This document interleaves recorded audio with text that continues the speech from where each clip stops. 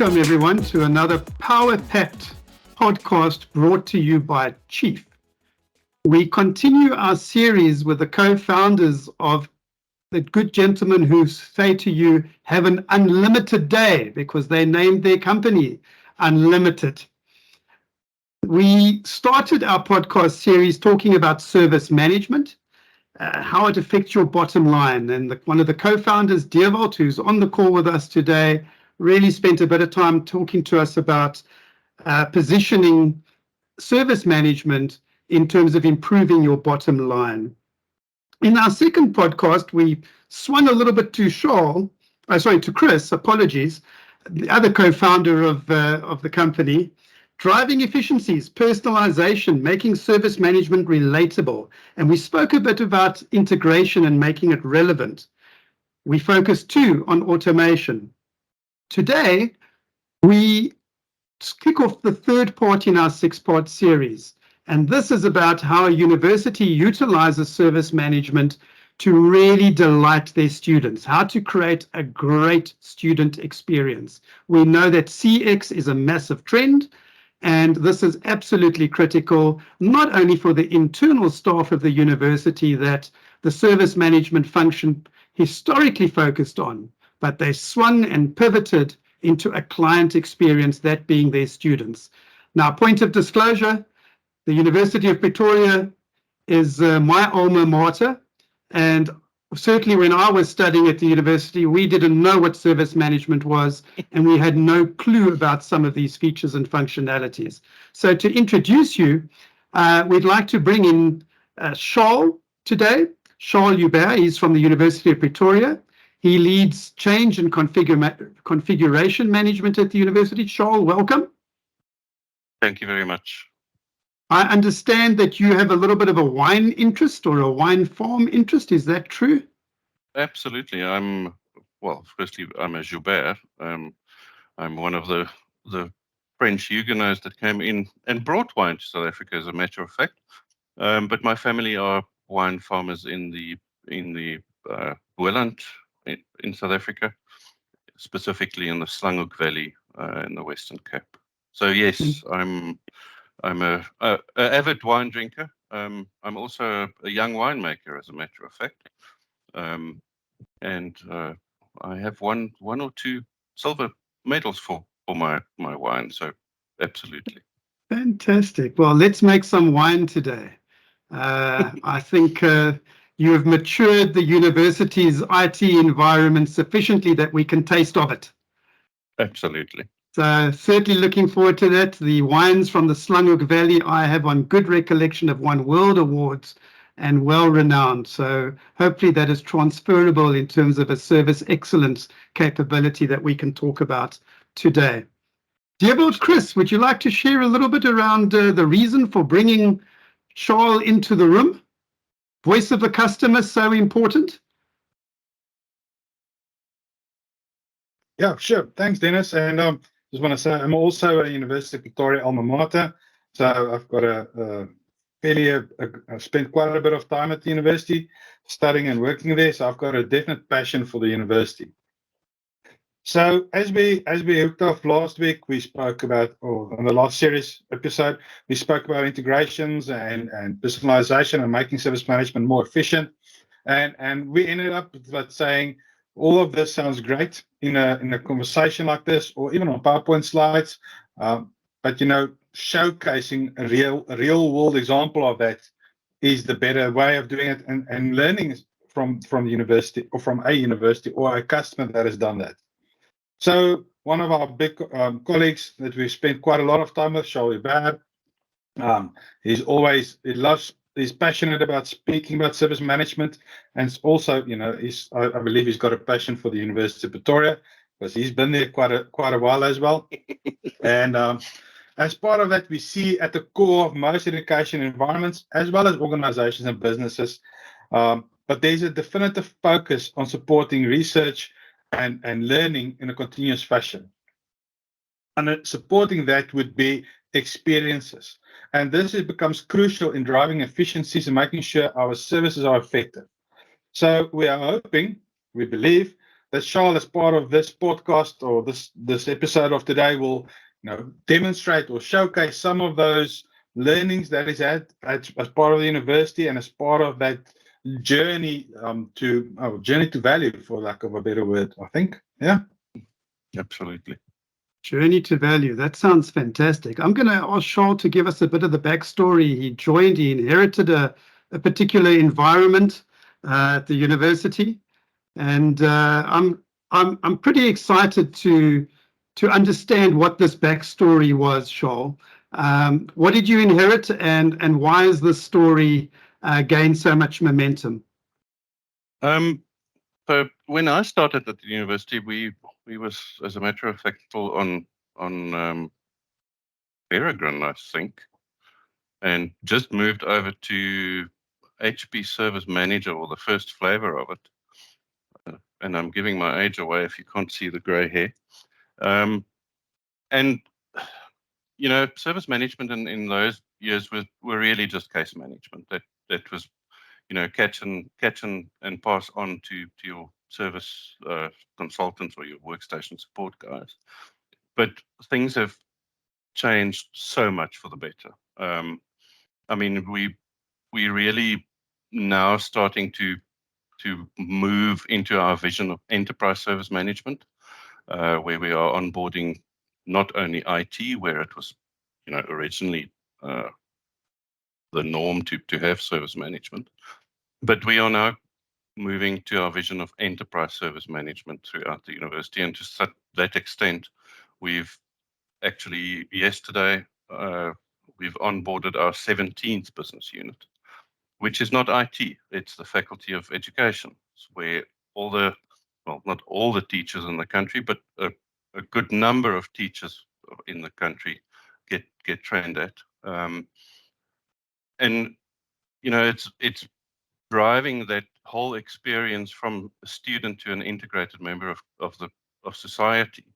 Especially, how many students are serviced by your environment? Well, active students over 70,000. That's on-premise students. Then we are looking at another good 25,000 distance education students, and alumni. So in total, we have just short of 600,000 end users in our service of enterprise service management solution that we can service. And when I read through your case study, which I found very, very intriguing, the service agents behind your implementation are less than on my two hands. You can Absolutely. share a bit around that. Yeah, so absolutely, that is purely for the IT service help desk. So in total, we have about 270 agents now across all the business units we've onboarded. But if we refer to the case study specifically, ITS help desk supports all of these end users, about 10,000 faculty and staff, and then the rest students. And we do this with, at the moment, they are 5, as a matter of fact, because there are 2 vacancies. And we haven't seen a massive impact because of those 2 less agents. What has grown significantly, especially with a enterprise service management tool that really drives self-service, is earlier this year we have surpassed the actual touch channels where we had somebody contact one of our agents. We have surpassed the self-service mark with 56% of self-service handling our service request, and that's phenomenal. We, as a matter of fact, have a team building session tomorrow where this will be celebrated in a typical UP way. Fantastic. That is a great achievement. Yeah, absolutely. That's incredible. A massive achievement. I'm intrigued by how students experience your service. There's been thoughts around request numbers and a negative perception around, you've been placed in a queue or this is your request number. Is there some psychology behind this that you've built on? Absolutely. So remember, and I think we need to think back to COVID times where nobody was really geared for any of this. We were in a very fortunate situation that we literally went live with SMAX 3 months before COVID. SMAX, if you can share with us what SMAX is. SMAX is a enterprise or enterprise class enterprise service management solution from the then Micro Focus. They have now been procured or procured by OpenText, and it's a enterprise class service management solution. So to get back to the original question is, so we were already driving, self-service via knowledge articles and AI and machine learning and so on. So that helped us a lot with drive or getting our end users to interact with us via different channels. Previously to that, and one of the drivers why we are going, enterprise service management or SMAX for all our business units, is a student would, send an email to, an impersonal email account, and they wouldn't know what would happen with that email, and we actually got to a situation, where they would send that same email to multiple places. The amount of wasted time that caused is, I don't think it's calculable. So the psychology behind just receiving a request number, with a link where you can go follow up on that request is phenomenal. It is transformed, especially in the IT environment. We can talk about the rest of the business units now, but just from a IT perspective, knowing that you have a number in a queue and you can actually see where in the queue you are, well, where in the process your request is, has made an immense difference. And we've seen this kind of feedback from students via the built-in survey tool in the solution, that the feedback we get is phenomenal. We also saw that students stopped emailing people directly because they know if it is in the system, it's being attended to. There's SLAs and escalations and all of that coupled, to those service offerings or requests. So the student has recourse, and they enjoy it. The mobile very app, comforting. The mobile app also made a massive difference. So, just on a making sure that we capture all of those interactions, we've gone to, and again, I'm talking about IT help desk or IT student help desk. We have a little IT shop where students can bring their private laptops, for Office 365 and, all the free software and support they get. And we have posters up where the students scan the QR code, load the mobile app, and by the time they get to an agent, there's a request logged. So we take that admin overhead away from the agents and move it back to the customer, saving additional time so they can now service more students for less admin. And that makes everybody smile. In a previous conversation with Chris and Dewald, they went to great lengths to share that one of the biggest challenges is adoption. So change management and adoption. And I'm keen to understand from you some of your challenges that you've had in implementing service management in the university. And you talk avidly about the students who are sort of, I would imagine, a lot younger than the faculty staff. And I'm wondering if there isn't a dichotomy between the professorial staff versus the students in terms of adoption of systems. That's just an hypothesis, and I'm willing to be wrong. Maybe you can share with us a bit about some of your challenges at the university. Your hypothesis is spot on. Resistance to change is everywhere. I mean, the human being just doesn't want to change. It's how it is. Now, I'm a big Star Trek fan, and the Borg always says resistance is futile. I say resistance is futile, but it's appreciated because it makes it interesting. Service management, as with any change in any environment, is more of a psychology than anything else. So yeah, resistance to change is absolutely there, but it's also a key driver to adapt your implementation strategies.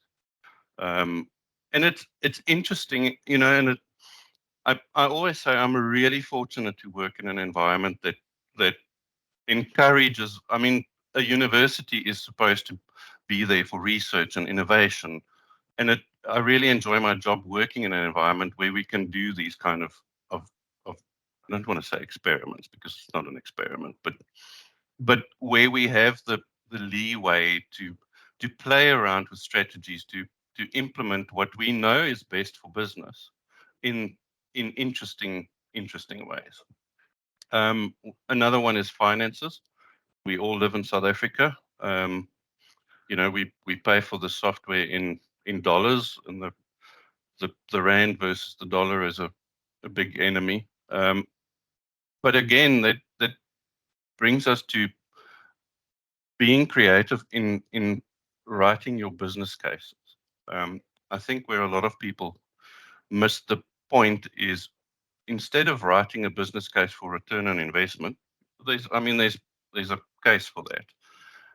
But especially in a bureaucratic environment, writing a business case as to what is going to happen if we do not do this sometimes drives the point home easier and quicker than saying we need this and we can pay it off in X amount of time.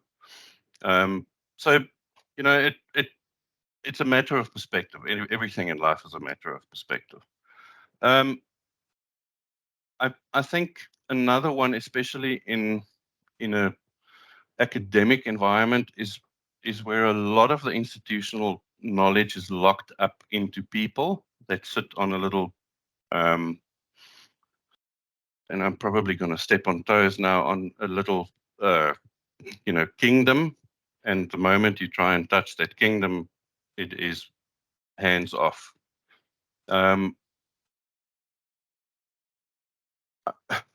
also hesitant to say this, but we are also in a fortunate position where UP's staff complement was at such an age that we have a very fast turnaround at the moment with younger staff, you know, that's tech savvy, that wants change, that wants to do things in a better way.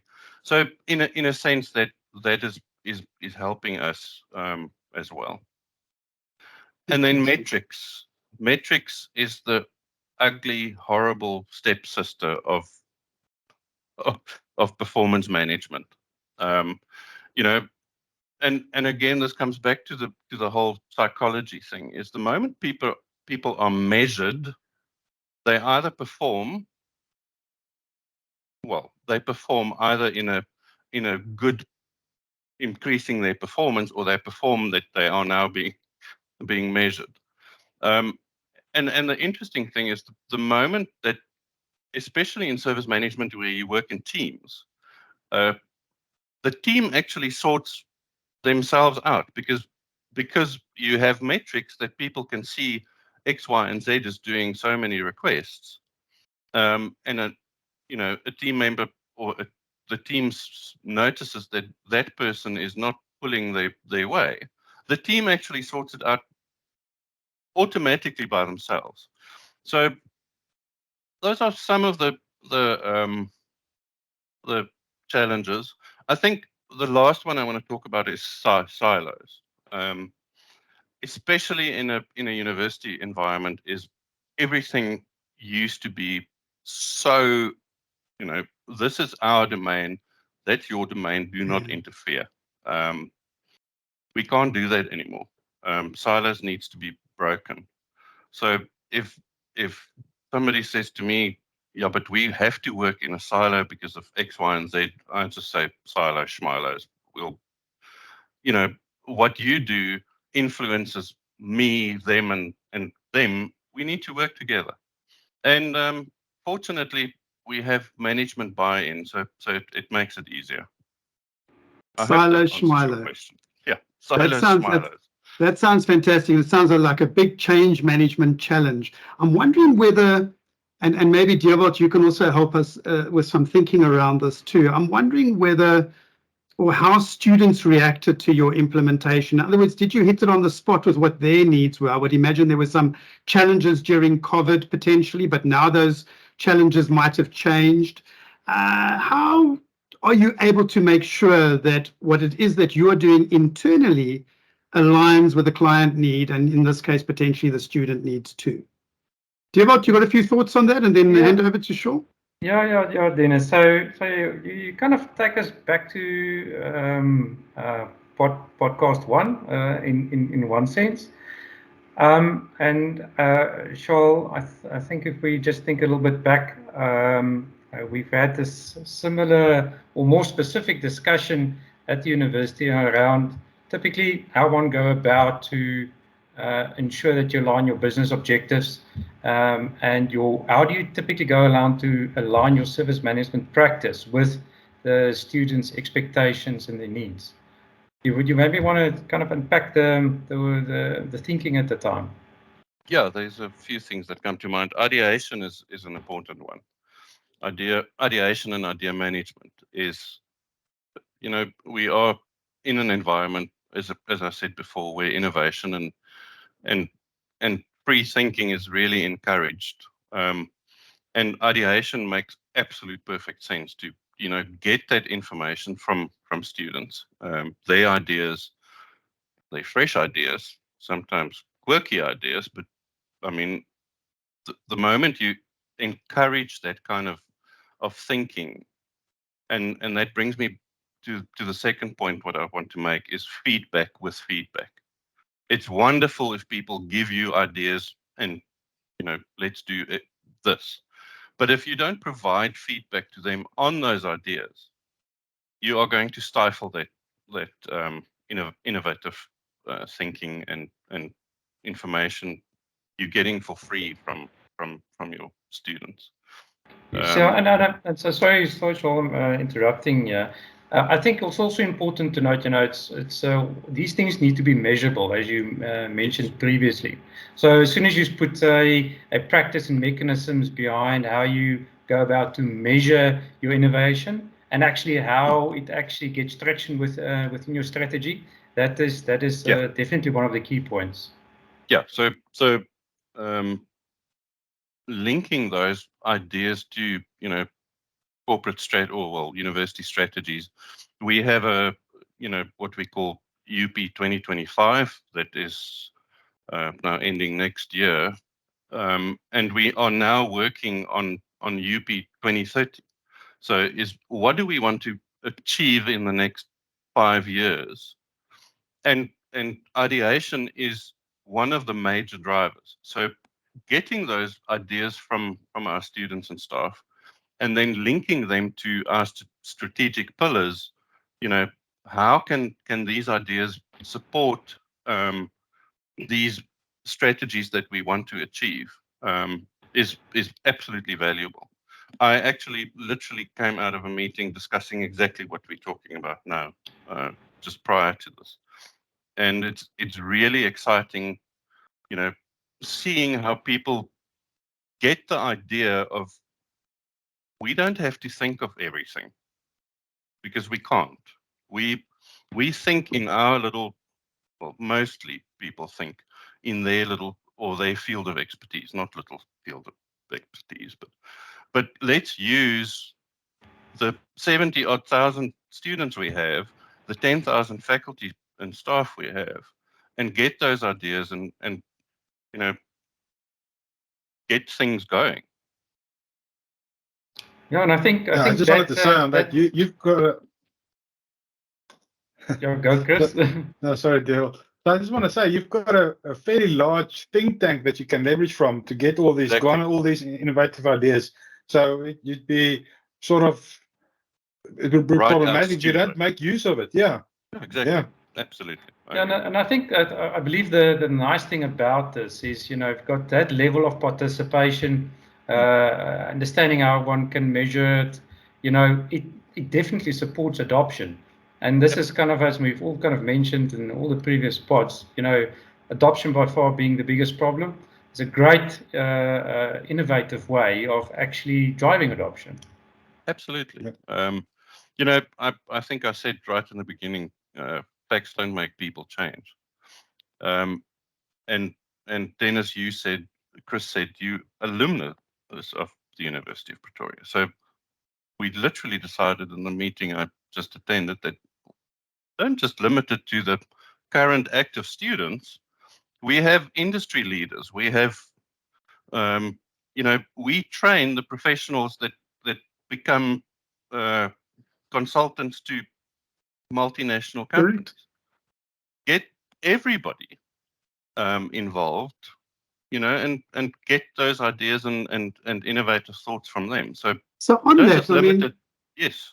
I want to build on Chris's thoughts, and Chris, maybe you can come in here on having this ready think tank available. And I would imagine it's not just IT departments that are looking for a great project to do a thesis with or to test an idea out with and come knocking on your door, but there must be emerging trends that you're adopting.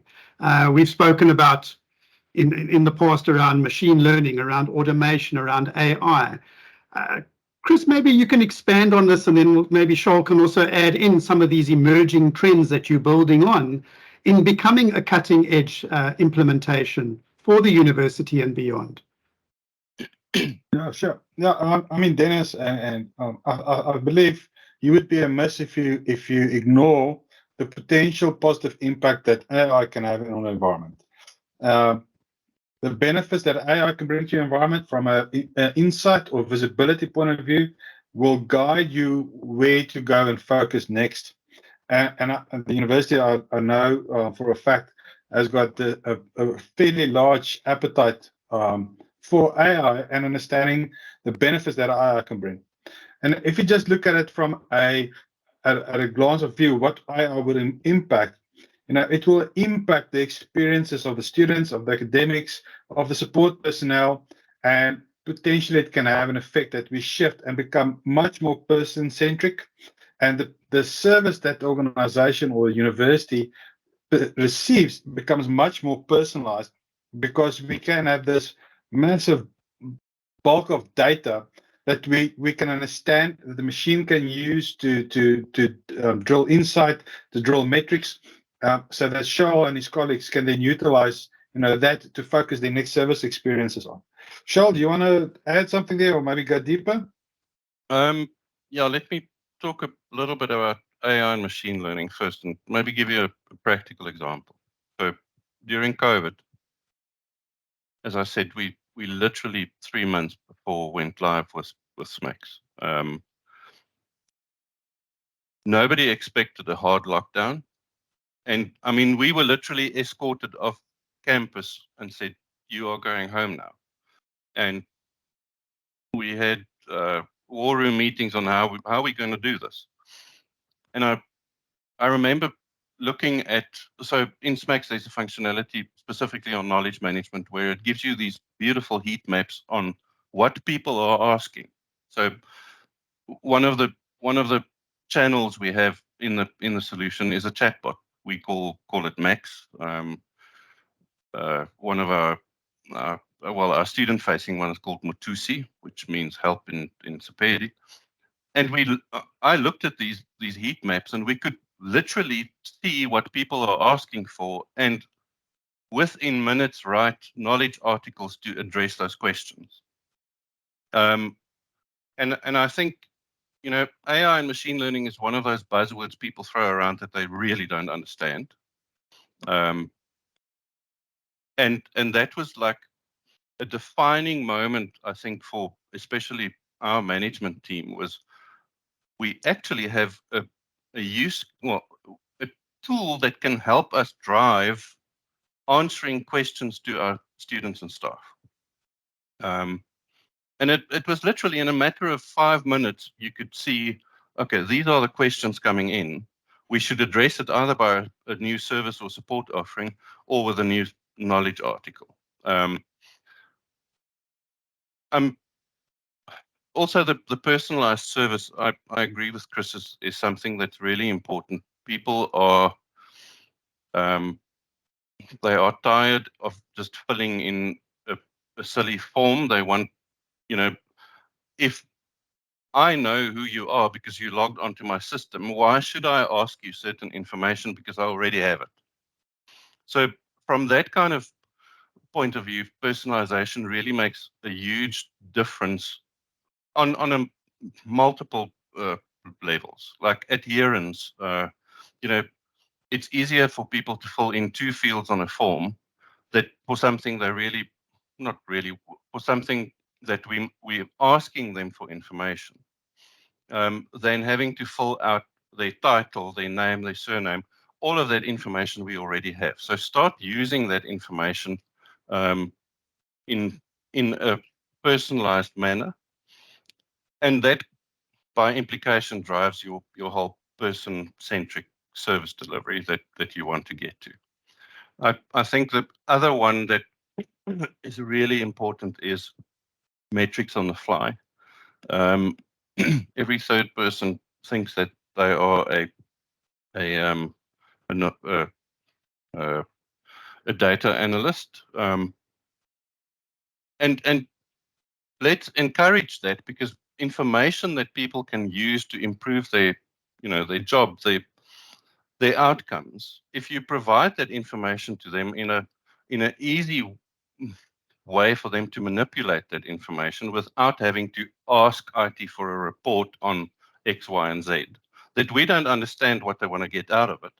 We can give them the data, but we can't help them interpret that. So metrics on the fly is absolutely critical. Let me stop there. So much that you've shared. I'm keen to look into your glass ball, if you'd allow us. Where are we going to? What's next on the horizon for you, for the university, the technologies, and improving service management practices? Short term is onboarding as many of our business units as possible.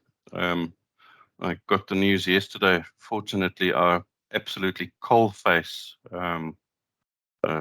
student service center is getting onboarded. Mobile. Our user base are growing attachments with mobile devices. They are. Can somebody please explain to me why people use a phone like this? I'd really like to know. But really, mobile. If you want people to adhere and use your environments, they need to be mobile. AI, machine learning. We need to train our data models even further. We need to extend our data models and our machine learning. And we need to train people on using this technology effectively. Again, I said just now, people use AI and machine learning as a buzzword, but they have no idea what it means. If they knew what it could do for them, and that's where the training comes in, where we need to explain this on a bite-size, manner for people, because they get overwhelmed. I think the sky is the limit. We've already seen it in our natural and agricultural sciences faculty. So we went live with our first business unit, as a proof of concept at the faculty of NAS, and the benefits we're seeing now out of the faculty really embracing enterprise service management. It's actually driving the rollout, from a people speaking, like, we are doing it this way, and people wanting to get onboarded from their side. It's not, we are going to do this for you. It's, when can you do this for us? And I think getting that momentum is phenomenal, and we'll definitely ride that wave to improve service delivery and customer experience.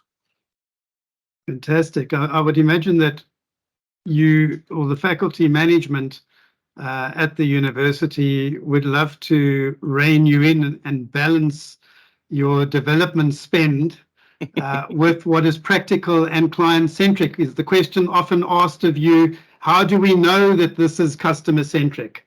What are your thoughts on that? I am asked that, and then I give them a quick demo, and they're like, "Oh wow, that's amazing.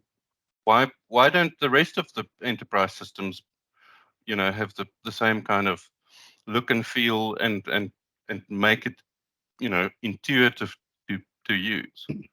And I think that's really a big driver of improvement is, showing that things can be done in a better, simpler way by using data and machine learning.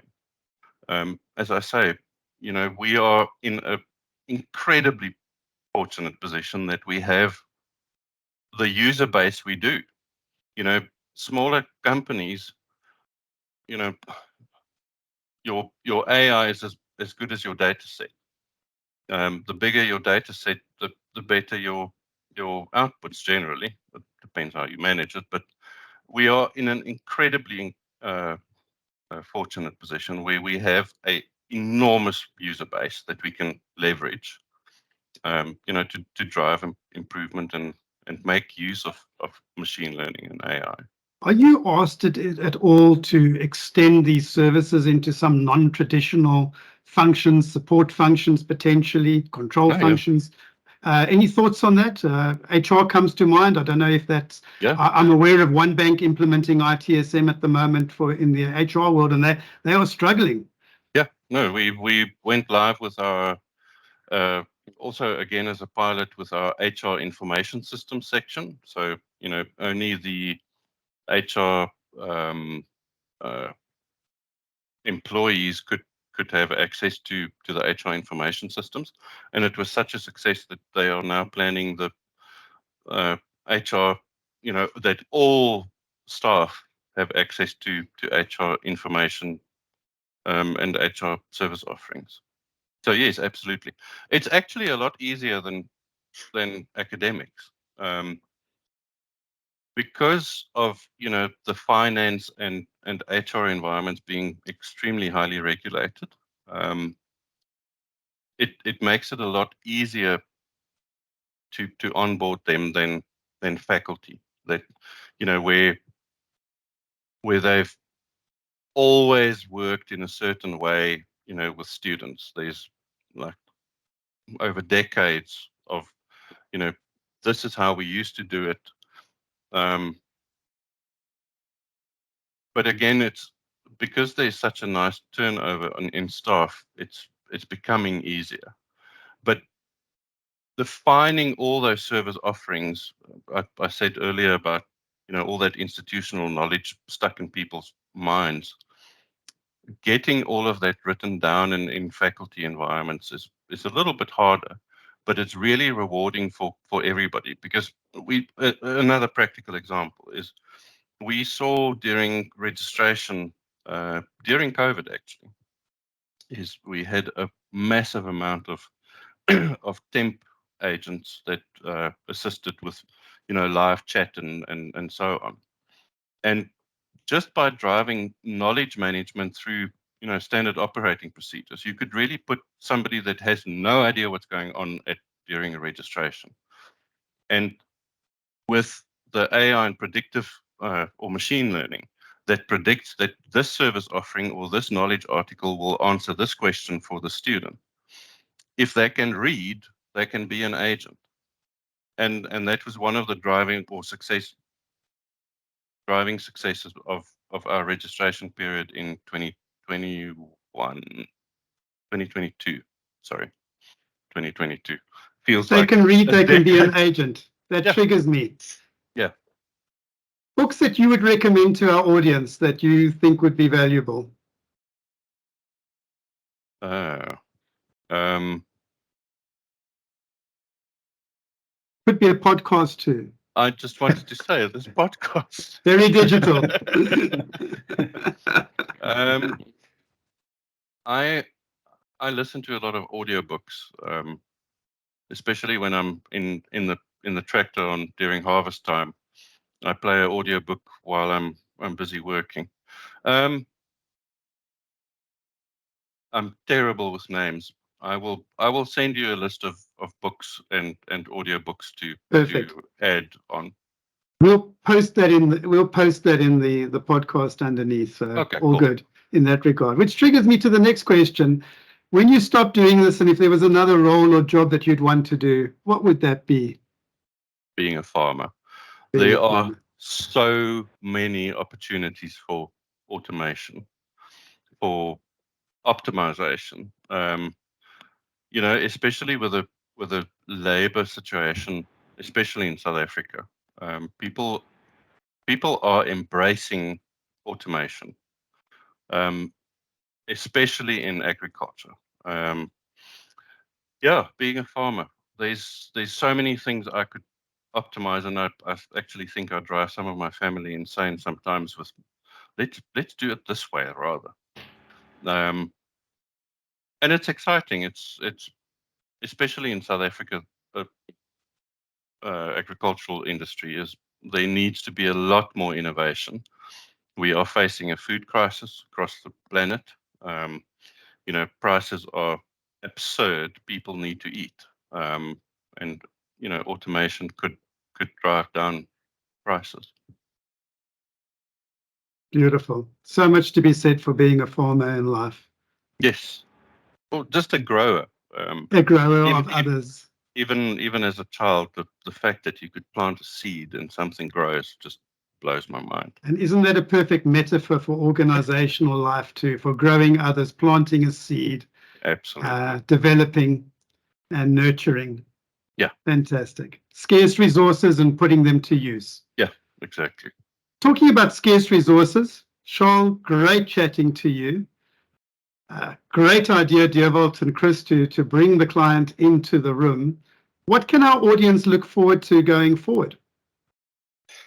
So I need to applaud Charles and thank Charles for saying AI and what about AI, and people don't understand what AI is, because AI is our topic.